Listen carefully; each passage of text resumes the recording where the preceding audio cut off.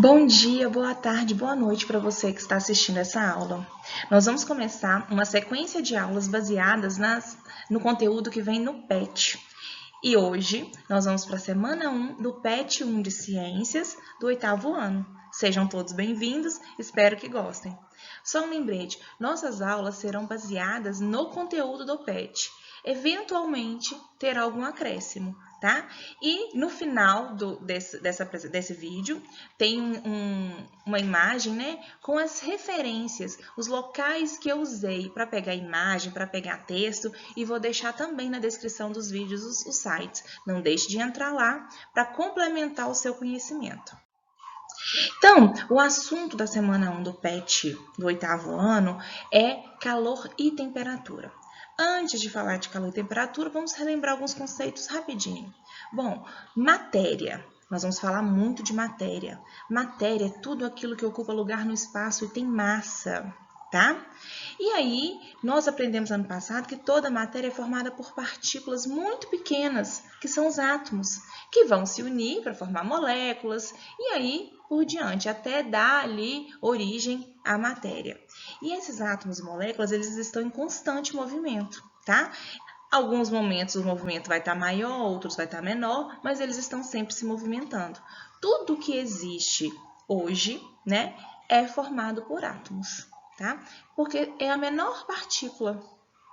E aí eu tenho um desenhozinho aqui, um esquemazinho aqui para vocês entenderem, né? A gente tem a água que é formada por moléculas, né? Moléculas de água, e essas moléculas elas são formadas pelos átomos de oxigênio e hidrogênio. A gente sempre fala H2O, né? Ela tem dois átomos de hidrogênio e um de oxigênio, por isso que chama H2O. E agora vamos mesmo para o calor e temperatura, né? Então, a gente entende o seguinte, que temperatura indica a agitação ou movimento das partículas de um corpo ou de um ambiente. Então, olha só, temperatura nada mais é do que a agitação ou energia cinética, que é o movimento das partículas de um corpo, dos átomos que formam aquele corpo.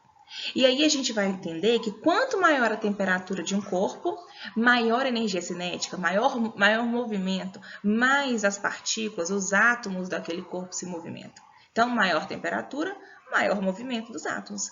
Aqui tem um desenhozinho, né? Que a gente tem aqui um exemplo dos átomos quando está em temperatura menor, né, em baixa temperatura, e aqui quando a temperatura está mais alta.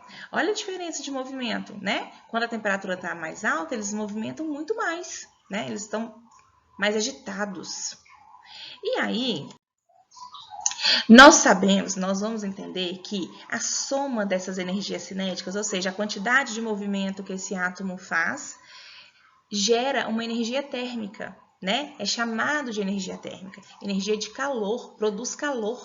Quanto mais esses átomos se movimentam, mais calor eu tenho. E essa energia, que é energia térmica, né, que é o calor, vai passar espontaneamente de um corpo para o outro. Sempre aquele que tem uma temperatura maior vai passar para um que tem uma temperatura menor, tá? Então, o calor, ele é uma energia em trânsito. Ou seja, a energia é transferida espontaneamente de um corpo para o outro, geralmente do corpo que tem mais temperatura para um que tem menos temperatura, tá? Então, temperatura e calor são coisas diferentes. Temos que ter cuidado aí para a gente não confundir. E esse calor, né? Ó, voltando um pouquinho, temperatura é o quê? É a quantidade, né? A energia cinética ali dos corpos, né? A quantidade que os átomos que formam aqueles corpos se movimentam.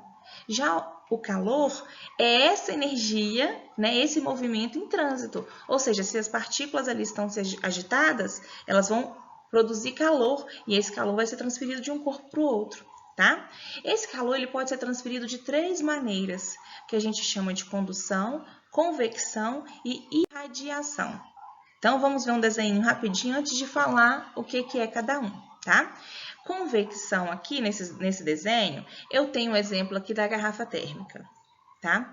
Na condução, eu tenho exemplo de uma frigideira e na radiação, eu tenho um exemplo de um fogo, o fogo, né, aqui embaixo, que está espalhando calor. No desenho de cá, eu tenho como exemplo convecção, quando eu estou aquecendo a mão por cima do fogo. Condução, quando eu esquento uma barra, né, de ferro aqui no fogo, e aí o calor pode chegar até minha mão. E irradiação, quando eu estou aquecendo a minha mão de lado, né, na lateral do fogo. Vamos entender a diferença? Vamos lá. Convecção. Aqui eu tenho um exemplo da garrafa, uma garrafa de café, um bule, né? O que acontece? Na convecção, vamos observar nos dois desenhos, o calor, ele vai ser dissipado, ele vai ser espalhado no corpo, no mesmo corpo. Ou seja, geralmente, ele esquenta embaixo e troca de lugar. Então, em cima tá quente, tá frio, embaixo tá quente. Aí, o frio desce, o quente sobe. De novo, o frio embaixo tá quente, em cima tá frio. Troca, né? O calor sobe, o quente sobe, o frio desce. A convecção, são correntes de calor, tá? São correntes de calor. Geralmente acontece com líquido e gasoso. Então, por que a garrafa de café é um exemplo de convecção? Também é um exemplo de convecção.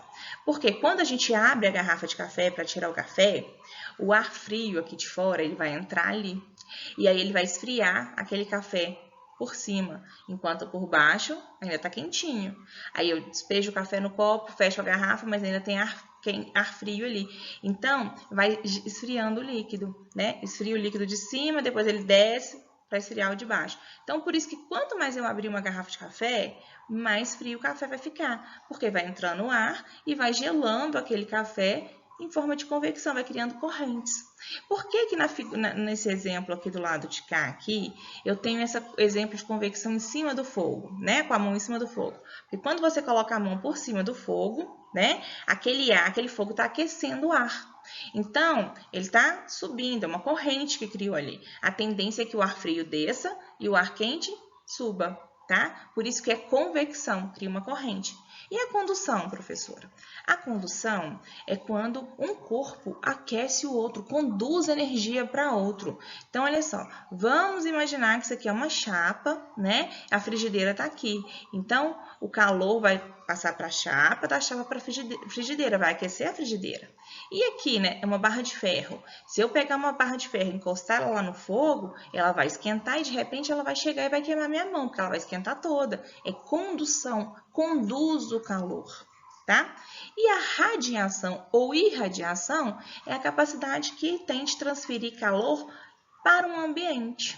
Igual você pode ter um exemplo aqui, ó, o fogo aqui embaixo, ele está aquecendo tudo, ele não aquece só um local, ele aquece, né, uma região maior. Aqui também está espalhando, está irradiando esse calor. Outro exemplo de irradiação, o Sol não aquece nosso planeta, né? A gente não fala do efeito estufa? Então, é exemplo de irradiação. O Sol aquece o planeta, ele distribui o calor por todo o planeta, tá? E aí, nesse próximo slide, a gente vai fazer um resuminho de tudo que eu falei. Condução é transferência de calor entre as partículas que formam o material, que vibram mais e transmitem energia para as moléculas próximas. Acontece muito com sólido. Convecção é a movimentação de parte da matéria, criando correntes circulares. Acontece com líquidos e gasosos. E irradiação ou radiação acontece por meio de ondas magnéticas ou de calor, ondas de calor. Um corpo transfere calor para o outro, mas à distância, geralmente. Micro-ondas acontece isso também, né? Vai aquecer uma região, né? E aí, eu peguei lá do PET esse exemplo aqui, tá? Lá no PET tem a referência, e aqui no final também eu coloquei o PET como referência, tá? Eu peguei esse exemplo aqui de uma garrafa térmica que ela pode ter os 3 tipos de transferência de calor, né? A tampa da garrafa térmica isola a garrafa de possíveis correntes de convecção. Lembra que eu falei? Cada vez que você abre a garrafa, o ar frio entra ali e ele vai gelar o café. Né? Ele vai gelando o café e vai acontecendo uma corrente. O café de cima fica frio, desce, o café de baixo sobe, né, que está quente, para esfriar e aí vai acontecendo uma corrente. Então a tampa isola, ela impede essa corrente de convecção.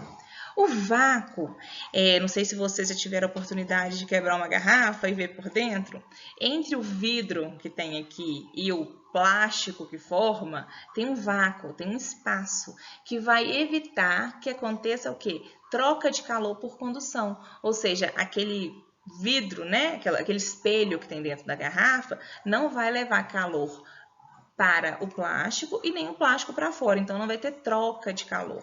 né? Não vai ter essa condução de calor. E por último, as paredes espelhadas, né? As paredes espelhadas, qual que é a função daquele vidro, né? Que geralmente quando a gente deixa a garrafa cair, quebra, né? Ela evita troca de calor por radiação, ou seja, não vai espalhar aquele calor, ele vai ficar fechadinho ali, tá? Então, numa garrafa térmica, né? Se eu não tiver um cuidado, se ela não for bem isolada, bem feita, ela tem aí transferência de calor dos três modos. E aí, nós vamos entender que alguns materiais conduzem facilmente o calor. Esses materiais que conduzem facilmente o calor são chamados de condutores térmicos. Outros que não conduzem facilmente o calor são chamados de isolantes térmicos. A gente pode observar que o calor ele é conduzido. Olha aqui tem um exemplo, né? Imagina que isso aqui é uma barra de metal e aí tem o fogo aqui na ponta, né? Então, a gente pode observar que os átomos, né? Eles vão se aquecendo e vão passando, ó, calor um para o outro, até chegar no final, tá? Lógico que o que está mais próximo do fogo vai aquecer primeiro, mas ele vai passando o calor até chegar no final. Então, o metal, ele é um exemplo de condutor térmico. Aqui tem uma panelinha aqui com uma colher, ó. Geralmente quando a gente está fazendo comida e esquece a colher dentro da panela, a colher de metal, na hora que você vai pegar, ela queima a mão, né? Por quê? Porque o metal é condutor.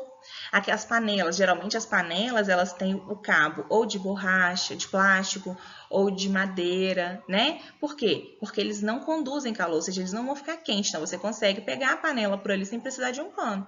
Aquelas panelas que são todas de metal, seja alumínio, inox, não importa qual material, né? Não importa se é metal, ela vai estar toda quente, você não vai conseguir pegar. E aí, então, ó, metal conduz calor, tá? É só você lembrar da panela, na hora que você está cozinhando, você esquece lá a colher lá dentro, na hora que vai servir a comida, sempre queima a mão da gente, tá?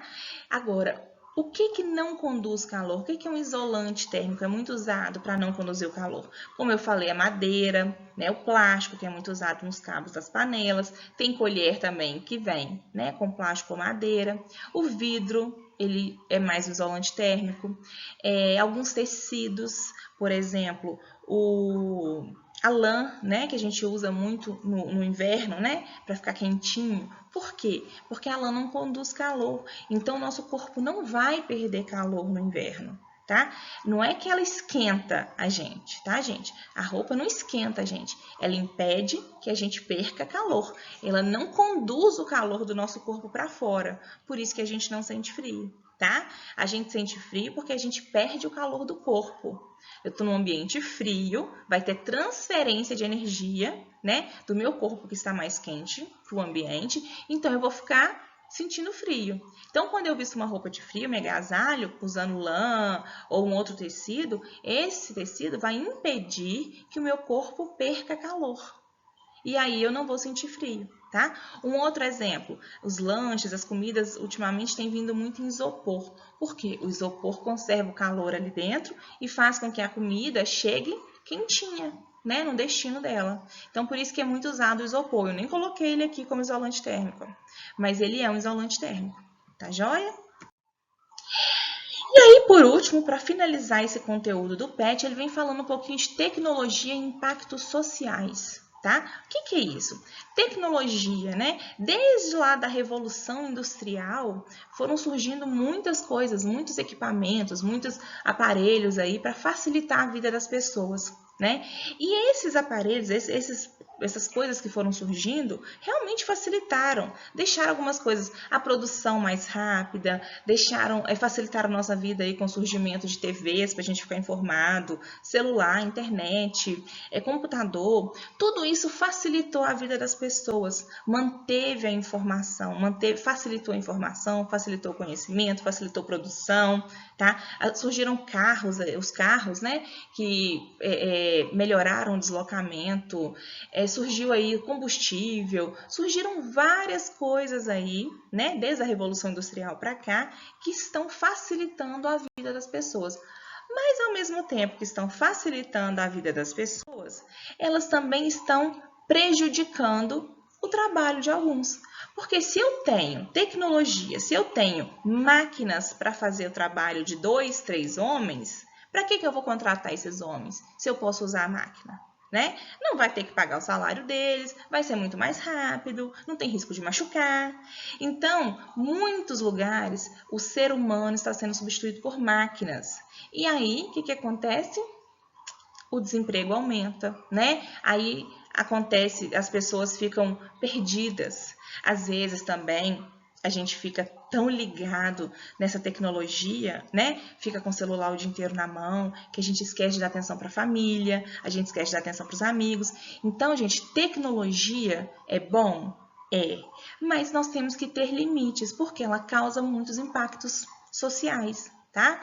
Ela ajuda por um lado, mas atrapalha por outro. Então, a gente tem que ter um pouquinho de quê? Tem que pesar ali o que vale a pena, tá? Então, é importante a gente entender que toda a revolução industrial, tecnológica, aí, que surgiram equipamentos, que surgiram coisas para facilitar a nossa vida, foi importante? Foi. Mas hoje em dia tem causado um impacto social porque está substituindo a mão de obra, né? Está substituindo a contratação de operários. Porque às vezes uma máquina faz o trabalho de 2, 3, 4, até 5 homens.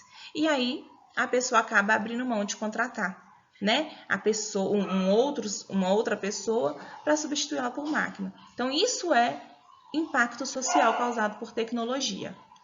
Com isso, nós acabamos nossa aula, né? E aí, ó, aqui no final eu tenho as referências, mas eu vou colocar lá na descrição do vídeo também.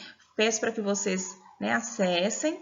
E aí, qualquer coisa, estou à disposição, tá joia? Um abraço e até mais.